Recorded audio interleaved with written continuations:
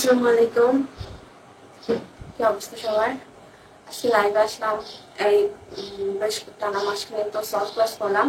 আজকে হচ্ছে আমরা লাইভ ক্লাস করবো। লাইভ ক্লাসে আলোচনা করবো হচ্ছে গণস্টুডিয়ার দ্বিতীয় পত্রের হচ্ছে গিয়ে নিরাপদ মাতৃত্ব নিয়ে। নিরাপদ মাতৃত্ব, গর্ভবতী মায়ের যত্ন ও নিরাপদ মাতৃত্ব নিয়ে। তো এখানে হচ্ছে গিয়ে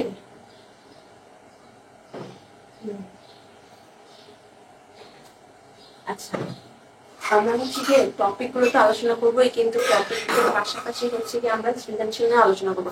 আর সৃজনশীল নিয়ে যখন আমরা আলোচনা করবো, মানে সৃজনশীলগুলো এমন করে রেডি করা হয়েছে যে ওগুলো আলোচনা করলে মোটামুটি আমাদের এই টপিকগুলো সম্পর্কে আইডিয়া চলে আসবে।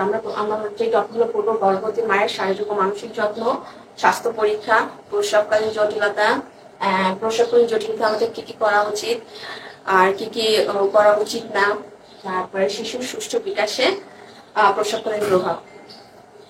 তো তাইলে আমরা এখন শুরু করি আর কি।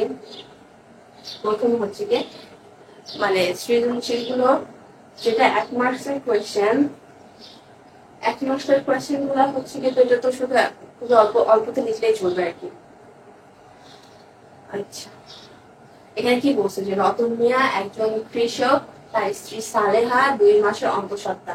শাশুড়ি মা তাকে স্বাস্থ্যকেন্দ্রে নিয়ে গেলেন, যেখানে ডাক্তার কিছু স্বাস্থ্য পরীক্ষার কথা বলেছেন এবং নতুন সদস্য আসতে হলে পরিবারের সবাই অনেক খুশি। তবে এখন ধান তোলার মৌসুম বলে সালেহাকে অনেক ভারী কাজ করতে হয়, তাছাড়া খাবার গ্রহণেও তার কোনো পরিবর্তন আসেনি। তো নবজাতকের সময়সীমা, এখানে একটা নবজাতকের সময়সীমা কতটুকু? প্রথম দিন থেকে 28 দিন, প্রথম 28 দিনকে একটা নবজাতকের সময়সীমা ধরা হয়। মানে একদম প্রথম থেকে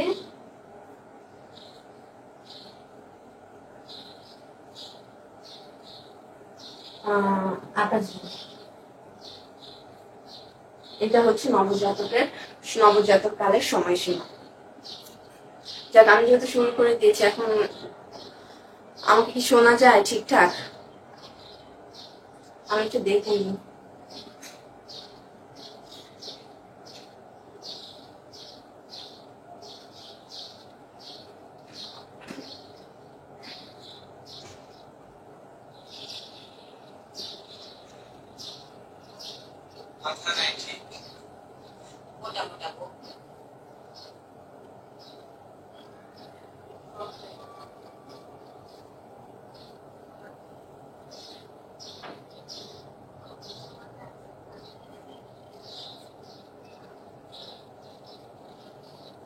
আচ্ছা, মনে হয় সবকিছু ক্লিয়ার আছে।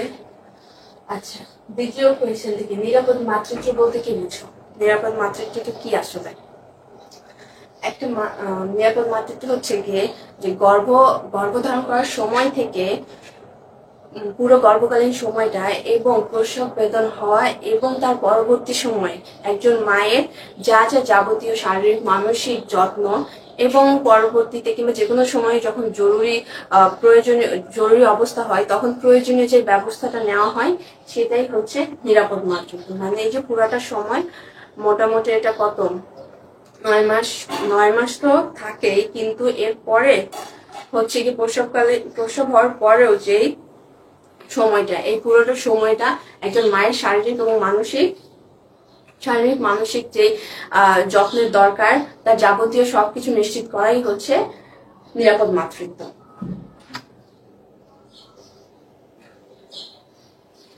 আচ্ছা, এটা তো 2 মাসের আনসার, তো এটা খুবই এটা দুই তিন লাইন লিখলে মনে হয় হয়ে যাওয়ার কথা। আমরা তো এভাবে সৃজনশীল লিখেছি। 3 নম্বর, বর্তমান সালেহা যে স্বাস্থ্য পরীক্ষা করাবে তা ব্যাখ্যা করে। এখানে কি কথা বলা হয়েছে যে সালেহার কি সমস্যা? সালেহার এখানে কোনো সমস্যা নাই, শুধু মাত্র বলছে যে সে মাত্র অন্তঃসত্ত্বা হয়েছে, তো এই সময় তার কি কি স্বাস্থ্য পরীক্ষা করা দরকার। তো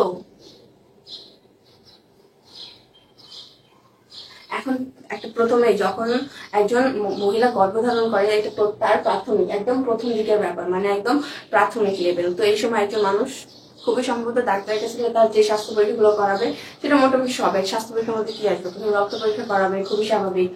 রক্ত পরীক্ষা করাবে, তার ওজন দেখাবে। রক্ত পরীক্ষা কেন করাবে? কারণ হচ্ছে গিয়ে তার রক্ত, তার রক্তের গ্রুপ এটা জানতে হবে, তার হিমোগ্লোবিন প্লাস হচ্ছে গিয়ে হিমোগ্লোবিন ঠিক আছে কিনা, তারপর তার রক্তে কোনো ভাইরাস আছে কিনা, যেমন হচ্ছে কি অনেক সময় কি থাকে জন্ডিস হয়ে থাকে। এই ব্যাপারগুলো জানার জন্য তাকে স্বাস্থ্য পরীক্ষা, এই ব্যাপারগুলো জানার জন্য তাকে রক্ত পরীক্ষা করতে হবে। এরপর আর কি স্বাস্থ্য পরীক্ষার মধ্যে আরো কি কি জিনিস আছে? স্বাস্থ্য পরীক্ষার মধ্যে আরো ব্যাপার আছে, যেমন ওজনটা পরীক্ষা করতে হয়, তার ওজনটা ঠিক আছে কিনা। কিংবা হয় না অনেক সময় যে অতিরিক্ত ওজন থাকে, অতিরিক্ত ওজন অবস্থায় মানুষ মানুষ গর্ভধারণ, মহিলারা গর্ভধারণ করে, তো এই ওজনটা তার জন্য ঠিক কিনা। কিংবা পরবর্তীতে যখন বাচ্চাটা বড় হবে তখন তো ওজনটা আরো বেড়ে যাবে, তো ওজনটা ঠিক আছে কিনা। এছাড়াও তার কোনো জটিল রোগ আছে কিনা, যেমন হচ্ছে গিয়ে কিংবা ভবিষ্যতে হওয়ার সম্ভাবনা আছে কিনা। যেমন জটিল রোগের মধ্যে কি আছে, যে তার রক্তচাপ ঠিক আছে কিনা, কিংবা তার নাড়ির গতি ঠিক আছে কিনা। রক্তচাপ এটা খুবই, রক্তচাপ ঠিক না থাকলে হবে কি তার জ্বর আসবে, শরীর দুর্বল হয়ে যাবে, এই ব্যাপারগুলো খেয়াল রাখতে হবে। এছাড়াও তার রক্ত স্বল্পতা আছে কিনা, এই জিনিসগুলো জানতে হবে। যেমন রক্ত স্বল্পতা থাকলে পরবর্তী যখন বাচ্চাটা বড় হবে তখন একটা জটিলতা তৈরি হবে। কেন? কারণ যখন বাচ্চাটা তার মায়ের যখন সে বড় হবে তখন কি হবে, তার মা থেকেই সে পুষ্টি নিতে থাকবে। পুষ্টি বলতে খাবারের পুষ্টি থেকে শুরু করে রক্ত সবকিছুই তার মায়ের থেকে সে গ্রহণ করবে। তো এই জন্য তার একজন মহিলা যখন গর্ভধারণ করেন তখন তার শরীরে পর্যাপ্ত পরিমাণ হিমোগ্লোবিন কিংবা রক্তের পরিমাণ ঠিক আছে কিনা, এই জন্য স্বাস্থ্য পরীক্ষা করা খুবই জরুরি। আরেকটা ব্যাপার হচ্ছে গিয়ে,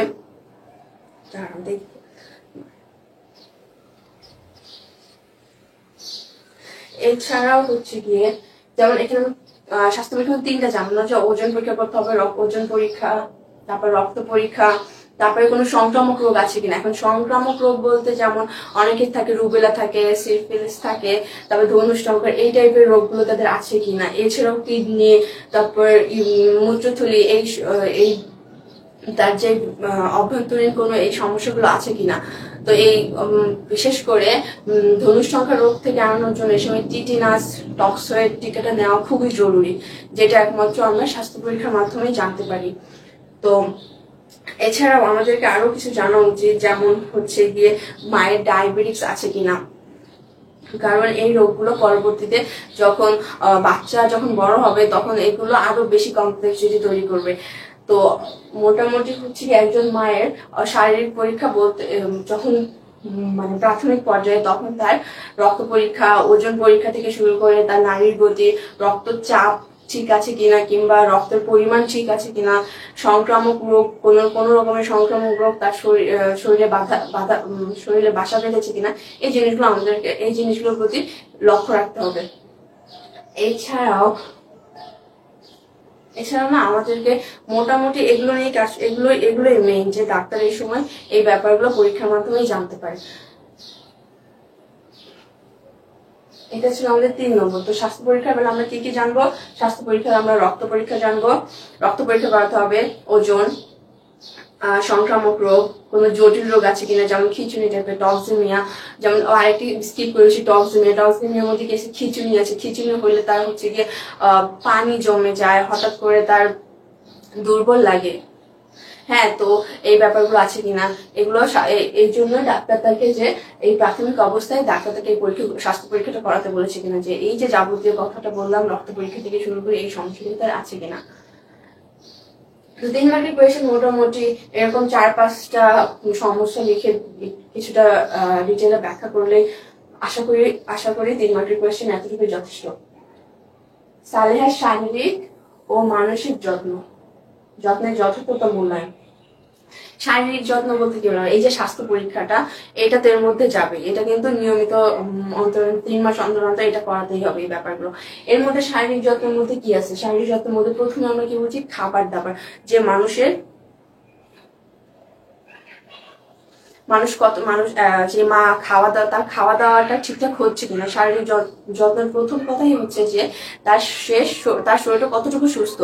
আর অবশ্যই সুস্থ কখন থাকবে, যখন যে সুষম খাবার গ্রহণ করবে। একমাত্র সুষম খাবার গ্রহণের মাধ্যমে সুষম খাবার গ্রহণ করার মাধ্যমেই হচ্ছে গিয়ে তোমার শারীরিকভাবে সুস্থ থাকবে। তো এই শারীরিক যত্নগুলো আমরা যখন শারীরিক যত্নের এই ব্যাপারগুলো মানে নিশ্চিত কখন হবে, যখন মা সুষম খাবার গ্রহণ করবে।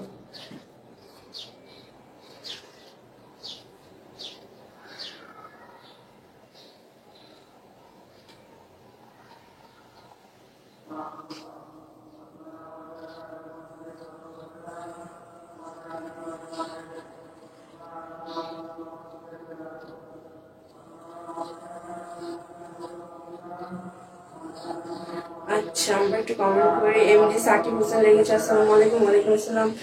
লিখেছে আমার এই সাবজেক্ট নাই। হ্যাঁ, গার্হস্থ অ্যাকচুয়ালি মানে খুব মানে মেবি এটা সংখ্যাটা কম, তারপরেও মনে হয় মেয়েদের, ছেলেরা কি গার্হস্থ পড়ে নাকি।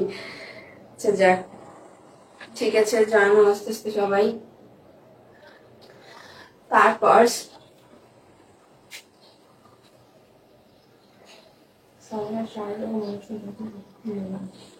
এখন এই শারীরিক যত্ন তোমার আরো ভাবে মানে খাওয়ার দিকটাই বেশি, যেমন সে প্রোটিন, ক্যালোরি, প্রোটিন অ্যান্ড খনিজ লবণ, আয়োডিন, পানি এগুলো ঠিকঠাক খাচ্ছে কিনা। শারীরিক যত্নের প্রথমে এই খাবারগুলোর কথা এই পুষ্টি উপাদানের কথাই বেশি আসবে। এখন এই সময় ক্যালোরি কি করতে হবে, স্বাভাবিক সময় হচ্ছে কমপক্ষে 300 ক্যালোরি তাকে বেশি খেতে হবে। যেমন ক্যালোরি কিসে থাকে, ভাত, রুটি, আলু এসবে থাকে। কারণ হচ্ছে কি এই সময় বাচ্চার মায়ের কি বলে মায়ের এবং বাচ্চার দুজনেরই বিপাকহার, মায়ের বিপাকহার বৃদ্ধি পায়, তো মায়ের বিপাকহার বৃদ্ধি পেলে বাচ্চারও বিপাকহার বৃদ্ধি পায়। তো এই সময় তাকে যথেষ্ট পরিমাণ ক্যালোরি গ্রহণ করতে হবে। এরপরে আসে ক্যালোরির পরে কি আসবে, ক্যালোরির পরে আসে প্রোটিন। প্রোটিন কি, প্রোটিন খাওয়ার কেন দরকার, প্রোটিন না কারণ মায়ের অভ্যন্তরীণ অঙ্গগুলোর হচ্ছে গিয়ে এই সময় বৃদ্ধি ঘটে। হ্যাঁ, তো তো মায়ের যখন বৃদ্ধি করবে খুবই স্বাভাবিক, সন্তানেরও তার তার তার যে তার অভ্যন্তরীণ বৃদ্ধি ঘটে।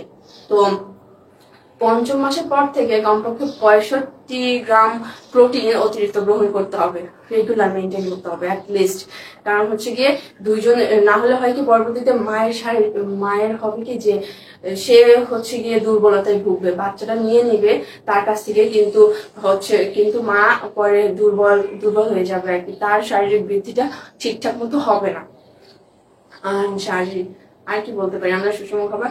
আচ্ছা, খনিজ লবণ এবং ভিটামিন, এটাও তো অনেক গুরুত্বপূর্ণ না, এর মধ্যে কি আছে, মানে আয়োডিন আছে। আয়োডিন ঠিক মতো যদি আমরা আয়োডিন না খাই তাহলে কি হবে, রক্ত স্বল্পতা হবে। মায়েদের এই সময় খুবই প্রয়োজন, সবচেয়ে গুরুত্বপূর্ণ জিনিস যে তাদের হিমোগ্লোবিন ঠিক আছে কিনা। তো এই জন্য তার যথেষ্ট পরিমাণে আয়োডিন খাইতে হবে। তো আয়োডিন মধ্যে কি আছে, সামুদ্রিক মাছ খাইতে হবে, সামুদ্রিক মাছ আছে, দুধ, ডিম, দুধ খাইতে হবে, কচুর শাক আছে, কচুর শাক খেতে হবে। মানে সোজা কথা, আমার আয়োডিন লৌহের যাতে অভাব না ঘটে সেই খাবারগুলো আমাকে খেতে হবে। এছাড়াও 400 গ্রাম ফলিক অ্যাসিড নিতে হবে। এছাড়াও যথেষ্ট পরিমাণ রঙিন শাকসবজি, ফল খেতে হবে, কারণ এগুলো আমাদেরকে ভিটামিনের অভাবগুলো পূরণ করবে। যথেষ্ট পরিমাণে ক্যালসিয়াম গ্রহণ করতে হবে, যেটা আমাদের হাড় দাঁতকে মজবুত করবে, বাচ্চার হাড় ও দাঁত মজবুত করবে। তাছাড়া হচ্ছে গিয়ে হাড় তো ক্যালসিয়াম অভাব হলে কি, বাচ্চারা যখন মায়ের থেকে সে ক্যালসিয়াম যদি কম নেয়, মায়ের কাছ থেকে সে ঠিকই নিয়ে নেবে, কিন্তু পরবর্তীতে মায়ের পা ব্যথা শুরু হবে, কিংবা পা, কোমর এই জায়গাগুলোতে ব্যথা শুরু হবে। এই গেল। এছাড়াও কি থাকে না যে তাছাড়া এগুলো তো খাওয়ার গেল, যে এই খাবারগুলোর মাধ্যমে একজন মানুষ সুস্থ থাকবে। তাছাড়াও শুধু শারীরিক সুস্থতার ব্যাপার আরো কিছু থাকে, যেমন হচ্ছে গিয়ে তোমার বলে পরিষ্কার পরিচ্ছন্নতা, সুন্দর জামা কাপড় পরলো, তার মানে না যে অনেক বেশি কিছু করতে হবে, এরকম না। এটা হচ্ছে গিয়ে একটু পরিষ্কার পরিচ্ছন্নতা করে সুন্দরভাবে থাকলো, মনটা ভালো থাকলো, ঘোরাফেরা করা, তারপরে বাইরে যাওয়া, এই তো শারীরিকের সাথে সাথে এই কাজগুলো করা উচিত। আর একটা ব্যাপার হচ্ছে, যেটা স্কিপ করে গেছি মাত্র হলো, সেটা হচ্ছে পানি। প্রচুর পরিমাণে পানি খেতে হবে, কম পক্ষে 3 থেকে 4 লিটার একজন মাকে এই সময় পানি পান করতে হবে। এটা গেল শারীরিক যত্ন। আর মানসিক যত্ন আমরা কি বলবো, মানসিক যত্ন হচ্ছে একটা মাকে যতটা সম্ভব খুশি থাকতে হবে, ভালো থাকতে হবে, মনোদিতে উৎফুল্ল থাকতে হবে। এই ব্যাপারে ফ্যামিলি অনেক বেশি ইম্পর্টেন্ট। মানে ফ্যামিলির full support, specially family full support সবসময় থেকে হাসি খুশি রাখতে কোনোভাবে, যাতে মা দুঃখী না হয় কি অনেক সময় যখন মা মনে তীব্র ক্ষোভ, কোনো কারণে যদি মনে মানে কষ্ট থাকে, ক্ষোভ থাকে, তখন তার যে স্বাভাবিক একটা দেহের একটা রাসায়নিক পরিবর্তন লক্ষ্য করা যায়, যেটা পরবর্তীতে বাচ্চার উপরে প্রভাব ফেলে। বাচ্চার উপরে একটা প্রভাব পড়ে। হয় কি যে বাচ্চাটা অনেক সময় পরবর্তীতে দেখা যায় কি ও পরিবেশের সাথে খাপ খাওয়াতে পারে না। এছাড়াও এই ধরনের বাচ্চারা অস্থির থাকে, ওদের ভ্রূণ অস্থির এবং চঞ্চল থাকে। তার আর হচ্ছে এই তো বাচ্চাকে সুস্থ রাখার জন্য, বাচ্চাকে সুস্থ সুন্দর এবং মানসিক ভাবে যাতে যে যথেষ্ট স্বাবলম্বী হতে পারে, এই জন্য মাকেও হাসি খুশি থাকতে হবে। তা আমরা কিন্তু এই যে প্রথমে আমরা কি পড়েছিলাম যে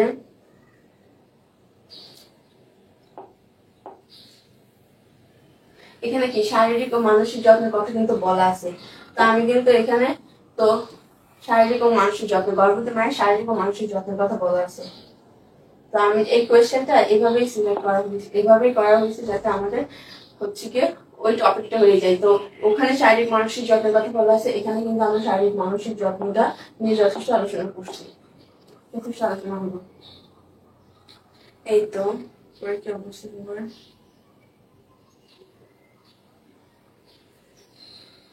আচ্ছা পরেরটাতে যাই।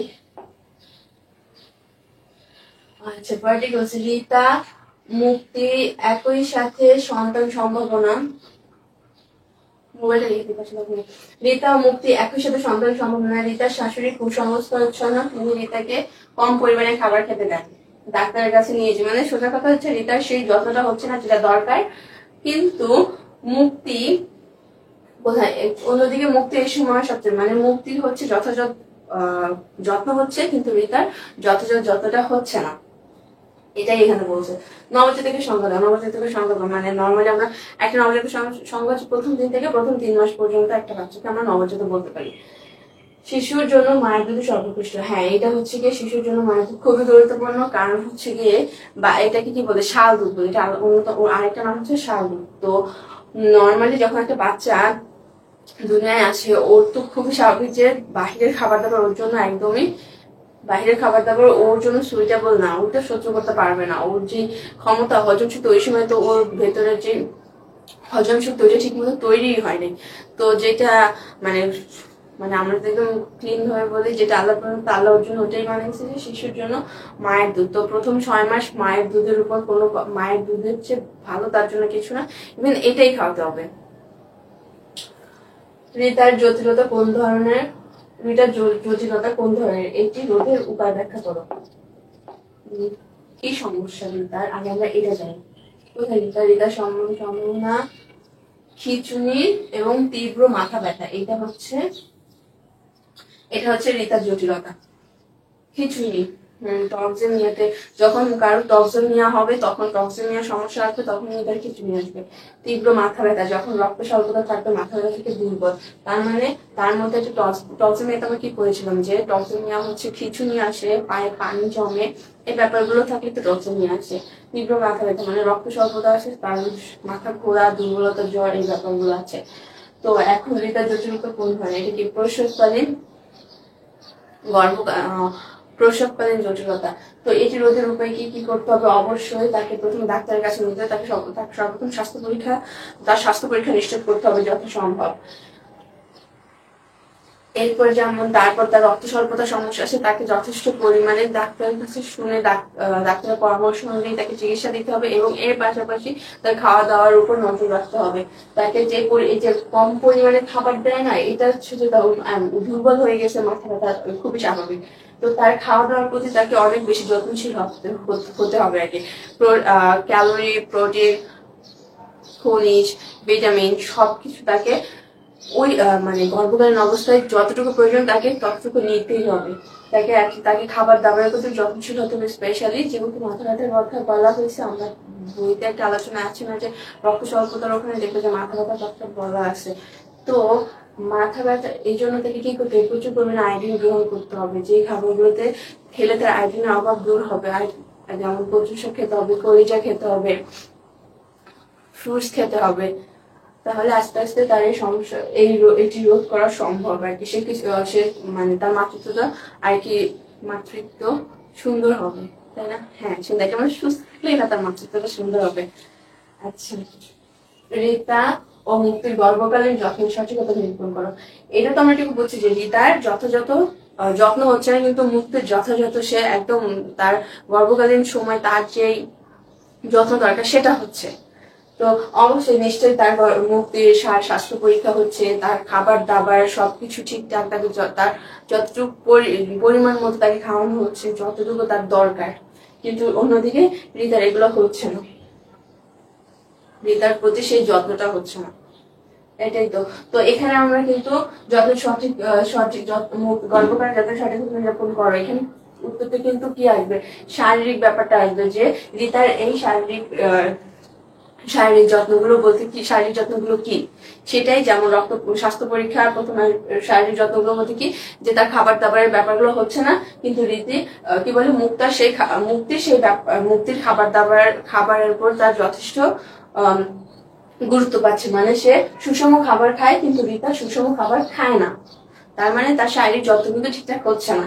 তো যেহেতু সে সুষম খাবার খায়, অবশ্যই তাকে সে যত্ন দেওয়া হচ্ছে, তার মানে সে মানসিক ভাবে ভালো আছে, তাকে মানসিক যত্নটাও দেওয়া হচ্ছে। কিন্তু রিতার কিন্তু সেই দিকে তার পরিবারের সেই খেয়াল যেহেতু নেই, তার মানে তার যেহেতু সুষম খাবার দেওয়া হচ্ছে না, বা খাবারের প্রতি তার এরকম অনীহা, তার মানে তাকে আর মানসিক যে যত্ন সেটাও হয়তো সেটাও সে পাচ্ছে না।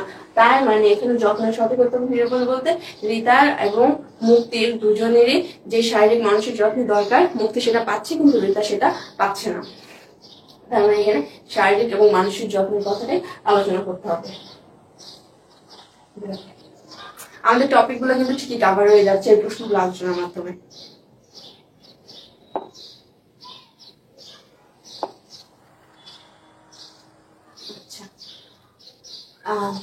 মিনা ও রিনা দুই বোন, যাদের বয়সের পার্থক্য 6। আচ্ছা, বয়সের পার্থক্য 6। বড় বোন মিনার বয়স 23। রিনার বয়স 23, বিয়ে হয়ে যাওয়ার পর রিনা, তার মানে রিনার ছোট বোনকে ধরে বাড়িটা বিয়ে দিয়ে দিয়েছে। এরপরে দুজনই গর্ভবতী, কিন্তু রিনার প্রসব বেদনা গুরুতর অসুস্থ হয়ে যায়।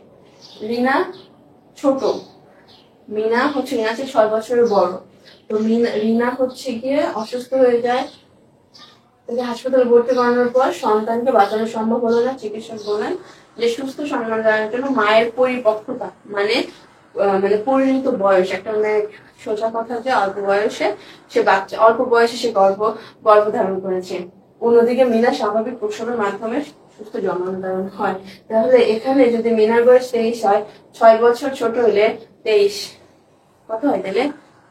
3 থেকে 6, 1 2 3 4 5, 1 2 3 4 5, মানে 17 বছর বয়স হবে তার।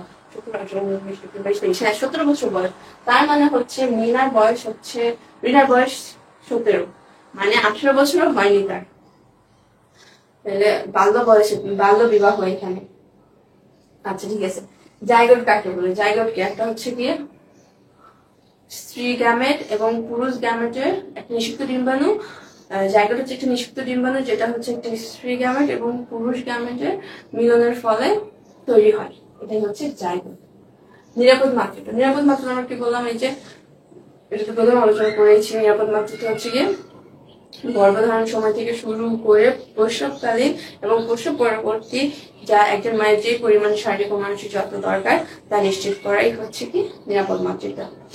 আচ্ছা, উদ্দীপকে রিনা সন্তান পরিণতের জন্য কোন বিষয়কে দায়ী করবে? সন্তানের সন্তানকে মায়ের জন্য দায়ী কি?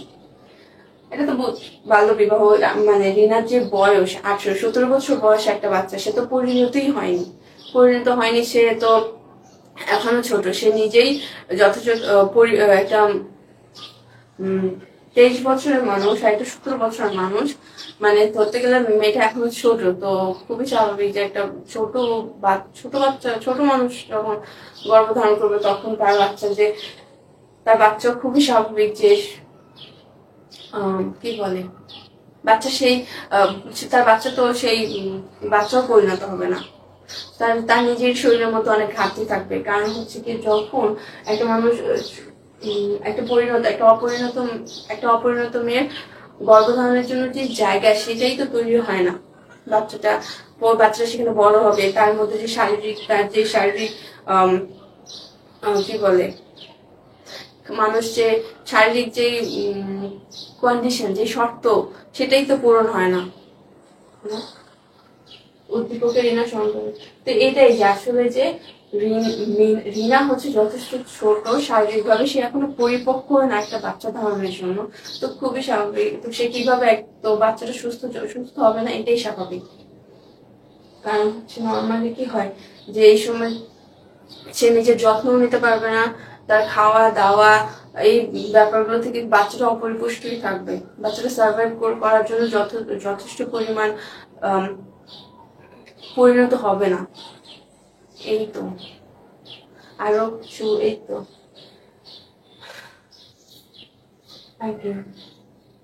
কি অবস্থা সবার?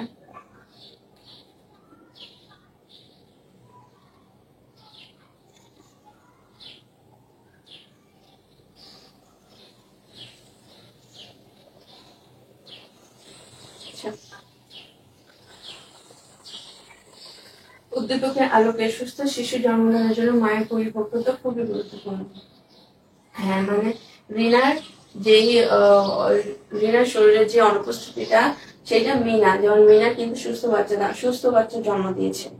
তার মানে কি মিনা, সে তার 23 বছর বয়স, সে যথেষ্ট পরিপক্ক। তার শরীরের যে হয়তো শরীরের রক্ত থেকে শুরু করে তার হিমোগ্লোবিন পরিমাণ ঠিক আছে, তার খাওয়া দাওয়া, তার শরীরে পুষ্টির পরিমাণ যথেষ্ট আছে, তার বাচ্চা খুবই স্বাভাবিক, তার বাচ্চাটাও সুস্থভাবে বেড়ে উঠবে। কিন্তু অন্যদিকে যেহেতু রিনার নিজেই একজন অল্প বয়স্ক অপ্রাপ্ত মেয়ে, তো খুবই স্বাভাবিক তার যে শারীরিক কন্ডিশন, সে এখনো গর্ভধারণের জন্য যথেষ্ট প্রস্তুতি না।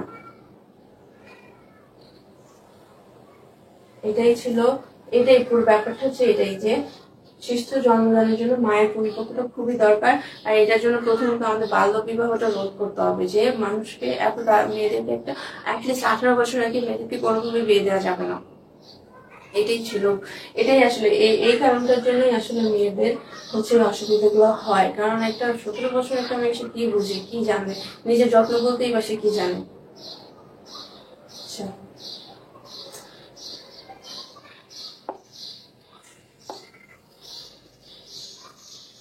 আচ্ছা, পরেরটাতে আসি।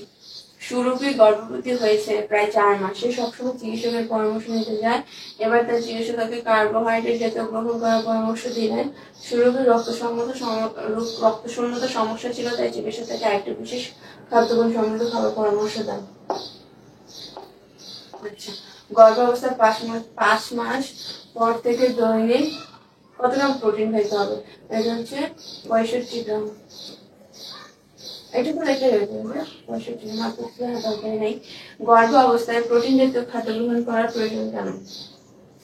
গর্ভ অবস্থায় মাকে প্রোটিন জাতীয় খাদ্য গ্রহণ করতে হবে, কারণ ওই সময় মায়ের হচ্ছে গিয়ে অভ্যন্তরীণ অঙ্গগুলো বৃদ্ধি ঘটে, মায়ের চর্বি থেকে শুরু করে চর্বি বৃদ্ধি পায়, এছাড়াও আরো যাবতীয় অঙ্গের বৃদ্ধি ঘটে। তো সেই বৃদ্ধিটা যাদের ঠিকঠাক হয়, স্বাভাবিক হয়, এই জন্যই ওই সময় প্রোটিন গ্রহণ করতে হবে। যেমন মাকে প্রচুর পরিমাণে ডাল খেতে হবে, মাছ মাংস, এগুলোতে প্রচুর প্রোটিন পাওয়া যায়।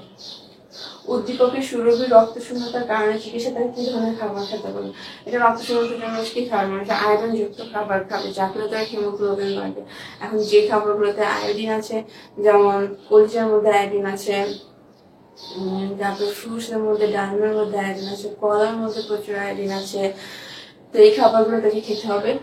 রক্ত শূন্যতা দূর করতে চাইলে এই খাবারগুলোই ডাক্তার তাকে এই খাবারগুলো খাওয়ার পরামর্শ দিয়েছে। উদ্দীপকের সুরভি চিকিৎসক যে কার্বোহাইড্রেট খাবার খেতে বলেন, তার পরিমাণ পূর্বের তুলনায় অধিক হবে। কারণ হচ্ছে গিয়ে পূর্বের তুলনায় অধিক হবে কেন? এই মায়ের বিপাক হার বেড়ে যায়। তো মায়ের বিপাক হার বেড়ে যাওয়ার কারণে বাচ্চার বিপাক বেড়ে যায়, তো বাচ্চার বিপাক হারটাও বেশি লাগে। তো যেহেতু ক্যালোরি বিপাক হারে কাজ করে, তো এই সময় নর্মালি মানুষ যা খায় তার থেকে কমপক্ষে 300 গ্রাম ক্যালোরি কার্বোহাইড্রেট তাকে, তথা 300 ক্যালোরি বা কার্বোহাইড্রেট তাকে বেশি গ্রহণ করতে হবে। কারণ হচ্ছে গিয়ে তার এই বিপাকের কাজগুলো যেন স্বাভাবিক হয়, এই কাজগুলোতে যেন ব্যাহত না ঘটে, এই জন্য তাকে 300 গ্রাম ক্যালোরি, কমপক্ষে 300 ক্যালোরি তাকে বেশি খেতে হবে। ঠিক আছে।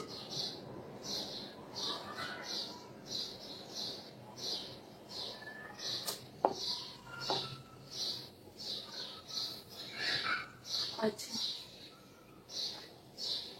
শারমিন তার গর্ভাবস্থায় প্রায় নিয়মিত চিকিৎসকের কাছে। আচ্ছা,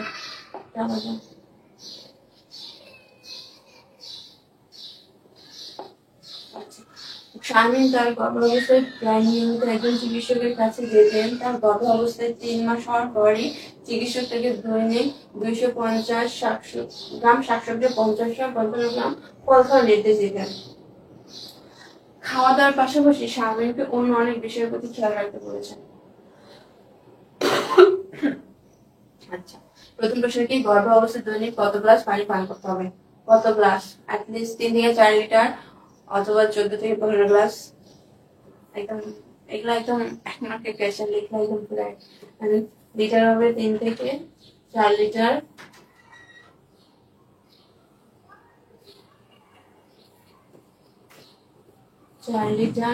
আর গ্লাস, এখানে গ্লাসের কথা বলছে, গ্লাস হতে হবে 14 থেকে 15 গ্লাস।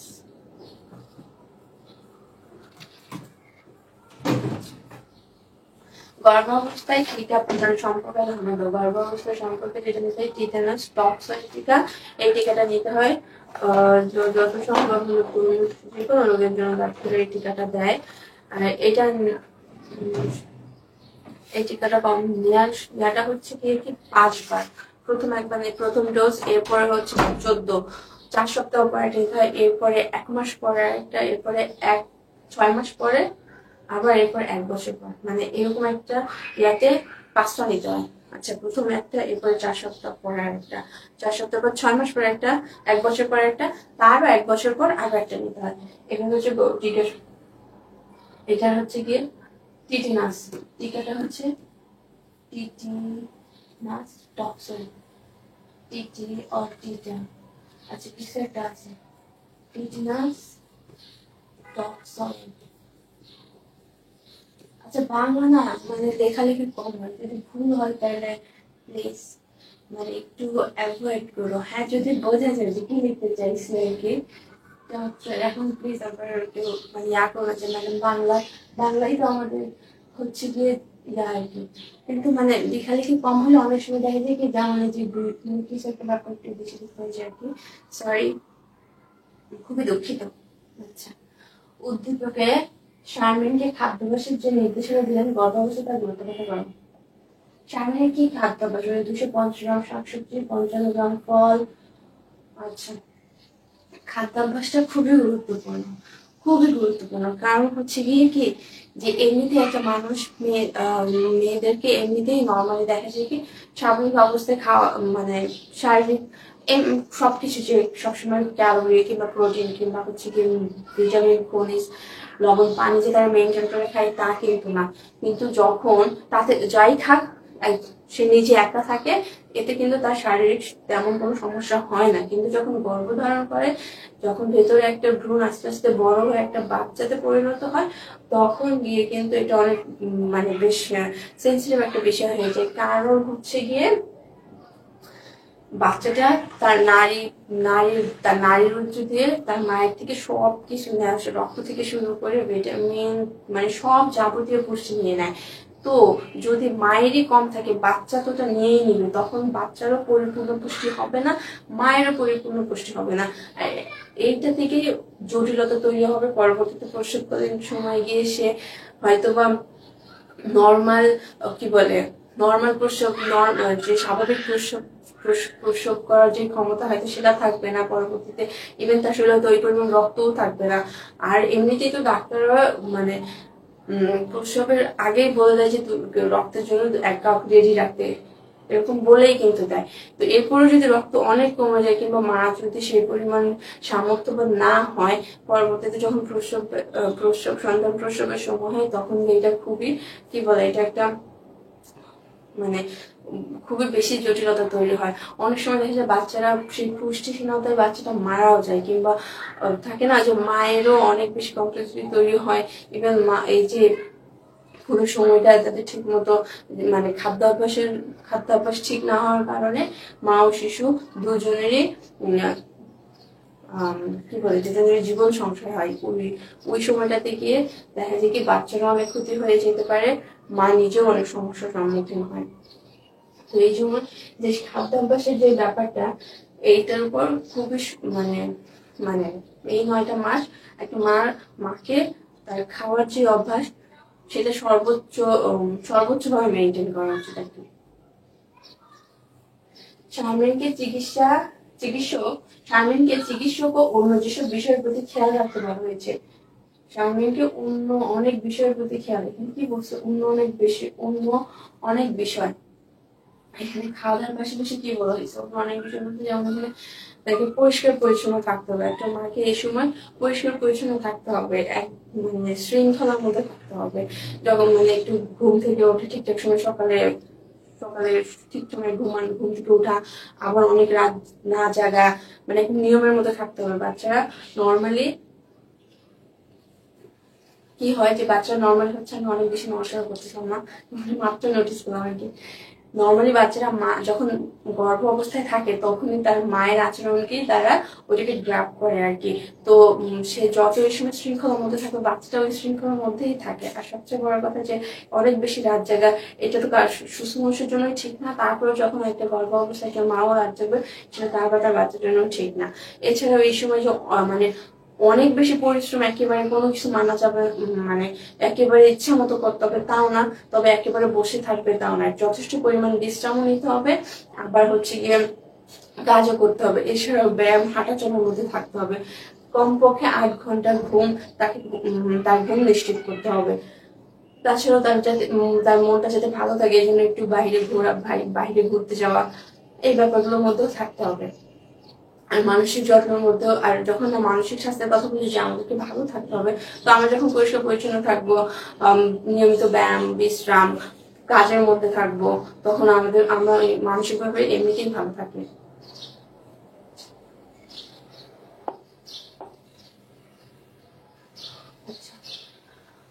আচ্ছা, অনন্যা তার পিতামাতার পরিবারে যেমন আদরের ছিল, তেমনি শ্বশুরবাড়ির লোকজন নেওয়া, সেটা আমি পজিটিভ জিনিস, নর্মালি এরকম দেখা যায় না। তার মানে সে ভালো ছিল। গর্ভধারণ করার পর এখানেও গর্ভবতী হওয়ার পর শ্বশুর বাড়িতে সে ভালো আছে, সবকিছু তার স্বাভাবিক, মানে অল ওকে। তাহলে প্রশ্ন দেখি, গর্ভবতী মহিলাকে সবসময় কি ধরনের চিন্তা করতে হবে? কি ধরনের চিন্তা করতে হবে? তাকে সব ভালো চিন্তা করতে হবে, কোনো নেগেটিভিটি আনা যাবে না, পজিটিভ, স্টে অলওয়েজ পজিটিভ। এটা হচ্ছে সবার জন্যই, গর্ভবতী মায়েদের জন্য আরো বেশি। গর্ভবতী মায়ের যত্ন, মানসিক যত্ন নেওয়া প্রয়োজন কেন? মানসিক যত্ন নেওয়া প্রয়োজন কেন? এই যে প্রথমে মানসিক যত্ন নেওয়ার প্রয়োজন এই জন্যই যে যখন আমরা দুঃখী থাকি কিংবা আমরা কষ্টে থাকি, তখন আমাদের দেহে যে আর রাসায়নিক পরিবর্তন সৃষ্টি হয়। এই পরিবর্তন বাচ্চার উপরেও এই পরিবর্তনের প্রভাবটা পড়ে। তো বাচ্চাটা কি হয়? বাচ্চাটা হয় কি যে যখন একটা মা দুঃখী থাকে কিংবা তার মনে ক্ষোভ থাকে, তখন সে যথেষ্ট পরিমাণে বাচ্চাটারও মস্তিষ্কের উপর এটা প্রভাব পড়ে আর কি। এই জন্য বাচ্চার কি হয়, বাচ্চারা আসলে পরিবেশের সাথে খাপ খাওয়াতে পারে না, এদের ভ্রূণ অনেক বেশি চঞ্চল হয়। তারা যদি মা অস্থির থাকে, তাদেরও মানে কি বলে তারাও দেখা যায়, সব বাচ্চাটাও দেখা যায় অস্থির থাকে। হ্যাঁ, আরো আরো বেশি কিছু বইয়ের মধ্যে আরো বেশি ডিটেইলে দেয়া আছে। আমাকে তো বইটার সাথে রেখে এগুলো পুরো বইয়ের সাথে মিল আছে। আর মিল আছে বলতে কি, সবচেয়ে বেশি যে কোয়েশ্চেন গুলো দেখছি খুবই সুন্দর করে করা হয়েছে, প্রত্যেকটা টপিক নিয়ে আলোচনা করা হয়েছে, আর টু দ্য পয়েন্টে করা হয়েছে, যে যতটুকু তা নিয়ে আলোচনা আছে। আর প্রত্যেকটা টপিক গুলো পড়লে এই কোয়েশ্চেন অটোমেটিক মিলে যায়।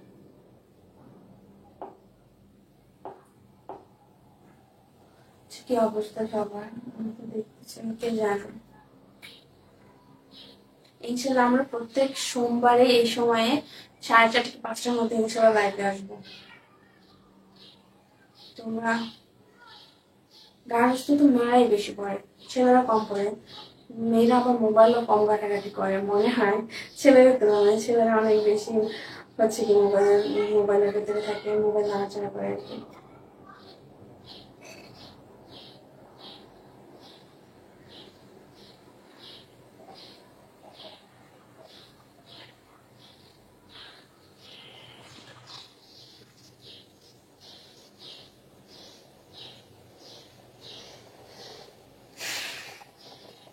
আচ্ছা,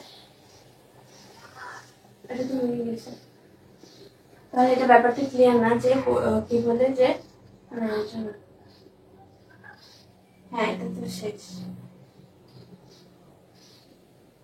হ্যাঁ, যে মানুষের যত্ন নেওয়া, তাহলে এটা কিন্তু মানে যে বাচ্চার যত্নের জন্য, বাচ্চা ভালো থাকার জন্য মাকে ভালো থাকতে হবে। বাচ্চা যদি ভালো, মা যদি ভালো না থাকে, বাচ্চার যে শারীরিক যে কার্যক্রমগুলো সেগুলো ঠিকঠাক হবে না, তার অন্তঃকরণ গ্রন্থি স্বাভাবিক যে ক্ষরণ সেটা অব্যাহত হবে, সেটা ব্যাহত হবে। আবার যেটা বলে যে পুরুষের সাথে খাপ খাওয়াতে পারবে না, তারপরে হচ্ছে গিয়ে তোমার তার ভ্রূণটা অস্থির থাকবে, তার যে বিবাহ ক্রিয়া তাতে অসুবিধা হবে। তো মাকে মানসিক ভাবে সুস্থ, শারীরিক শরীরের সাথে সাথে মানসিক সুস্থ থাকাটা অনেক জরুরি। আচ্ছা, উদ্দীপক অনন্যার ক্ষেত্রে গর্ভবতী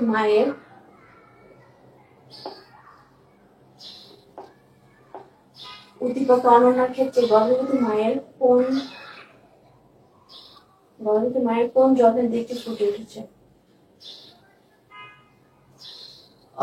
অনন্যার সাথে কি সবই ঠিক, তার সবাই যত্ন নেয়, তার মানে কি সে সুষম খাবারও পাচ্ছে, সে সুন্দর পরিবেশে পাচ্ছে, তার মানে সে মানসিকভাবে ভালোবাসে। অর্থাৎ তার যে পরিমাণ যত্ন দরকার এই সময়, শারীরিক যত্ন, মানসিক যত্ন, এই শারীরিক যত্নের মধ্যে যা যা করে, শৃঙ্খলার মধ্যে থাকা, একটি পরিষ্কার পরিচ্ছন্ন থেকে শুরু করে বিশ্রাম, ব্যায়াম, এই সব কিছুই তার পরিবার তাকে দিচ্ছে। তো একদম নিরাপদ মাতৃত্ব বলতে যা বোঝায়, নিরাপদ মাতৃত্বের মধ্যে যা যা আছে অনন্যার ক্ষেত্রে তাই সেই দিকগুলো ফুটে উঠেছে। আচ্ছা, এটা তো ওই একই কথাই যে কোয়েশ্চেন গুলো কিন্তু একটু ঘুরে, মানে শব্দগুলোই আলাদা কিন্তু আনসার কিন্তু একই, যে অনন্যার প্রতি তার পরিবারের ভালোবাসা ও গর্ভ অবস্থাকে ত্রুটিমুক্ত করতে ভূমিকা রাখবে বিশ্লেষণ করো। এটা কিন্তু একই টাইপের যে হ্যাঁ, তো খুবই স্বাভাবিক, সে যখন ভালো থাকবে, তার গর্ভাবস্থায় যে প্রসব যে জটিলতাগুলো, সে শারীরিকভাবে যখন পুরো পুরো সময়টা, পুরো জার্নিটা যখন তাকে সেই পরিমাণ যত্ন দেওয়া হবে, তো খুবই স্বাভাবিক সেই যত্ন পেলে সে তার গর্ভাবস্থায় সেই ত্রুটিগুলো হবে না। কিছু থাকে মানে থাকে না যে হঠাৎ করে কিছু চলে আসে, কিংবা তার শারীরিকভাবে এক্সট্রিমলি কোনো ব্যাপার থাকে।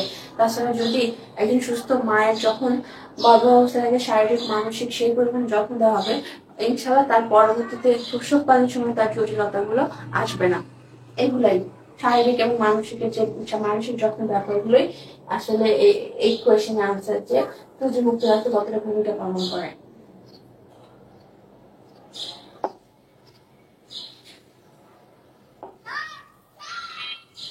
আচ্ছা, আয়শা গর্ভ অবস্থার প্রতি 7 মাস চলছে, এমন সময় তার হঠাৎ কিছু ভীষণ জ্বর দেখা দিলে গ্রামাঞ্চলে বসবাস করায় আয়শার শাশুড়ি বিষয়টিকে তেমন গুরুত্ব দিলেন না, তিনি ঘরোয়া মানে হচ্ছে কুসংস্কার জানাবে।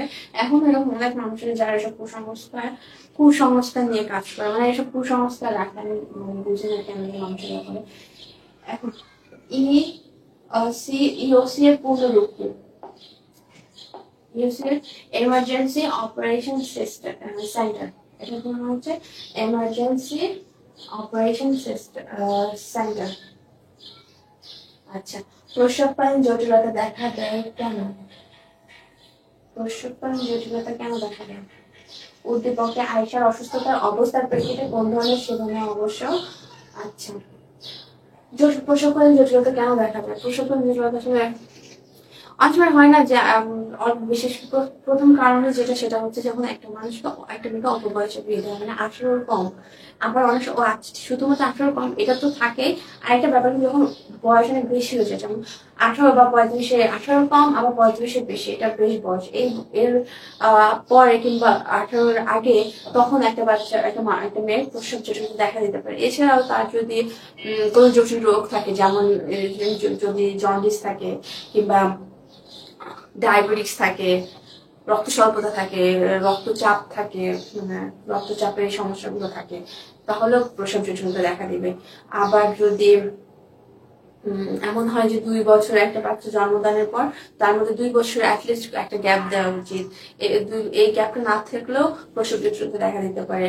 আবার আছে যে আরেকটা কারণ কি বলতে পারি, আর কি কারণ হতে পারে, শারীরিক জটিলতা। তাছাড়া আবার হচ্ছে গিয়ে অনেকে হয় না যে মানে আগের বাচ্চাটা মারা যায়, পরের বাচ্চাটার বেলায় দেখা যায় কিছু, পরের বাচ্চার বেলায়ও জটিলতা দেখা দেয় আর কি। এই তো এগুলাই যে এগুলাই উদ্দীপকে আয়েশার অবস্থার পরিপ্রেক্ষিতে কোন ধরনের সেবা নেওয়া দরকার। এখানে কি বলছে আয়েশার খিচুনি অথবা খিচুনি মানে যে টক্সিমিয়া, মানে যখন খিচুনি আসবে, তারপর তার পায়ে পানি জমবে, তারপর হচ্ছে মূত্রতে অ্যালবুমিন আসবে, তখনই কিন্তু আমরা ওটাকে টক্সিমিয়া বলি। টক্সিমিয়া আমাকে অবশ্যই ডাক্তারের মানে যখন এগুলো আসবে কি বলছে কোন ধরনের সেবা নেওয়া উচিত, তাকে অবশ্যই স্বাস্থ্য পরীক্ষার যে সেবা সেখানে যেতে হবে, ডাক্তারের পরামর্শ চলতে হবে।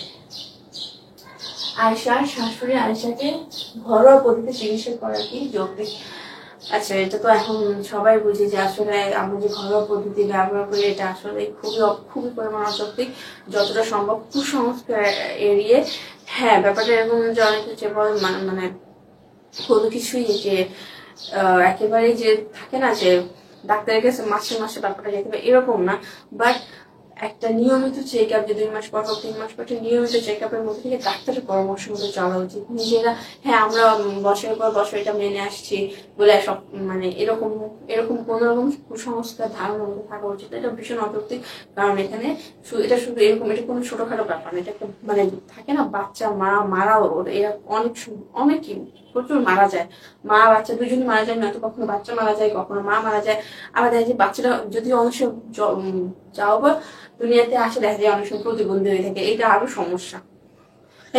হ্যাঁ যেটা কিছু থাকে না যে শারীরিক কমপ্লিকেশন নিয়ে আসে, কিন্তু এই যে এইসব কারণে তখন এই জিনিসগুলো কিন্তু মানতে খুব কষ্ট হয় যে একটা সুস্থ বাচ্চাকে ডাক্তারের কাছে না নিয়ে অযত্ন অবহেলায় এসব কুসংস্কার মেনে বাচ্চাটা আজকে অসুস্থ হয়ে জন্ম নিচ্ছে আর কি।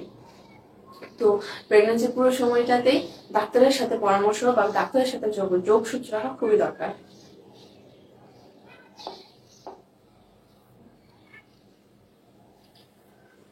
আচ্ছা শেষ আমাদের। আচ্ছা আমরা প্রথমে যাই তাহলে, টপিকগুলোকে আমরা সবগুলো আলোচনা করছি কিনা আসি। প্রথমে আমাদের টপিকগুলো দেওয়া আছে। আচ্ছা, শারীরিক এবং মানসিক যত্ন নিয়ে কিন্তু আমরা কথা বলেছি, এটা নিয়ে বেশি কথা হয়েছে, শারীরিক মানসিক যত্ন নিয়ে। গর্ভ অবস্থায় স্বাস্থ্য পরীক্ষা নিয়ে আমরা কথা বলছি, স্বাস্থ্য পরীক্ষা নিয়ে যে রক্তচাপ, রক্ত স্বল্পতা, ওজন, সংক্রামক রোগ, এগুলোই হচ্ছে স্বাস্থ্য পরীক্ষা। এগুলো নিয়ে আলোচনা, নিরাপদ মাতৃত্ব নিয়ে আমরা আলোচনা করছি, নিরাপদ মাতৃত্বে কি কি করা দরকার পুরোটা সময়। প্রসব জটিলতা এবং নিরাপদ মাতৃত্ব তাহলে কি, যে একটা মাকে বাচ্চার গর্ভধারণ থেকে শুরু করে শেষ একদম প্রসবকালীন পরবর্তী সময় পর্যন্ত, বাচ্চা জন্ম দেওয়ার পরবর্তী পর্যন্ত যা যা দরকার তাকে সব ফ্যাসিলিটি দিতে হবে। সব ফ্যাসিলিটি দিলেই তখন তার মাতৃত্বটা নিরাপদ হবে।